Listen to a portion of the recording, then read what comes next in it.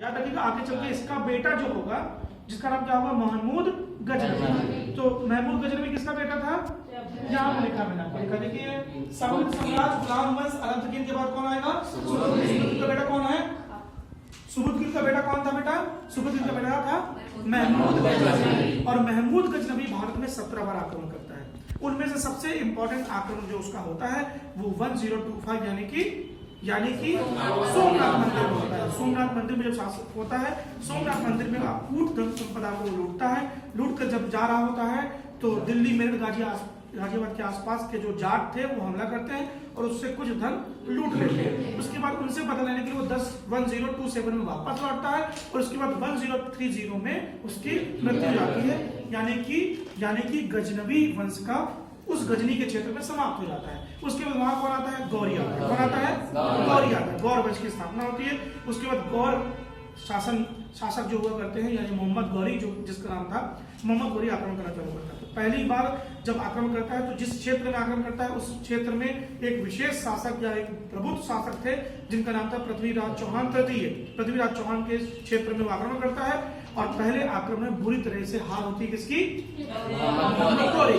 मोहम्मद गौरी की हार होती है। उधर मैंने आपको लव ट्रायंगल समझाया कि संयोगिता से ब्याह करना चाहते थे कौन, पृथ्वीराज चौहान की पूरी कहानी होती है। उसके बाद अल्टीमेटली उनका विरोधी बन जाता है संयुक्ता का पिता यानी कि जयचंद। जयचंद आगे चल के मदद कर देता है किसकी, मोहम्मद गौरी। और मोहम्मद गौरी की मदद के बाद यानी जयचंद की मदद के बाद मोहम्मद गौरी जब दूसरी बार आता है यानी 1191 में तराइन के प्रथम युद्ध में उसकी हार होती है। 1192 में जब वो वापस लौट के आता है तो इस वक्त उसकी मदद हो जाती है जयचंद के द्वारा, या कहीं ना कहीं उसने मदद प्राप्त कर ली होती है।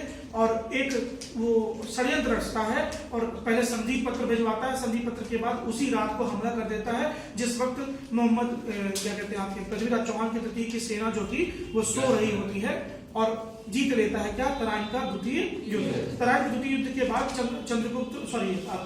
पृथ्वीराज चौहान तृतीय को मोहम्मद गौरी लेकर कहाँ चले जाता है, गजनी चले जाता है। फिर गजनी चला जाता है तो फिर गजनी से मित्रता स्थापित करते हैं चंद्रबरदाई, जो कि जिन्होंने लिखा है पृथ्वीराज रासो, जो कि दरबारी कवि है किसके, पृथ्वीराज चौहान। पृथ्वीराज चौहान के दरबारी कवि चंद्रबरदाई पहुंचते हैं मित्रता करने किससे, मोहम्मद गौरी। और कहते हैं कि आपको पता है कि उस वक्त तक मोहम्मद गौरी पृथ्वीराज चौहान तृतीय की आंखें खुलवा चुका होता है। तो कहते हैं चंद्रबरदाई कि इन्हें शब्द भेदी बाण की कला भी बनती है।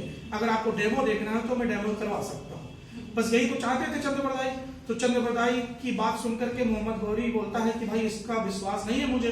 बोले चले डेमो करवा देते हैं। डेमो होता है तो वो कहते हैं, सभा लगती है, राजा सुल्तान यानी कि मोहम्मद गौरी बैठता है और चंद्रबरदाई क्या कहते हैं बेटा उस वक्त कि एक दोहा बोलूंगा और उसी से पूरा काम आपका हो जाएगा। आखिरी दोहा मान के चलो अब जिंदगी का, ये मतलब मनी मनोज बोलते हैं। क्या बोलते हैं, 4 बांस 24 गज अंगुर अष्टमाण तब पीछे बैठा सुल्तान मत चूको चौहान। इतना कहना होता है। पृथ्वीराज चौहान तृतीय मार देते हैं सीधे और मोहम्मद गौरी क्या हो जाती है, मृत्यु हो जाती है। अब कुछ लोग कुछ इतिहासकार यहाँ का लेते हैं, कुछ इतिहासकारों में यहाँ पर विभेद भी है कि इसके बाद शायद मतलब गौरी वंश का समाप्ति हो जाता है। कुछ लोग कहते हैं कि उसके बाद चंद्रबरदाई उन्हें लेकर के वापस राजस्थान आते हैं। लेकिन इतना याद रखिए जो पृथ्वीराज रासो में लिखा हुआ है वो ये था कि उन्हें शब्द भेदी बाण की कला आती थी पृथ्वीराज चौहान को।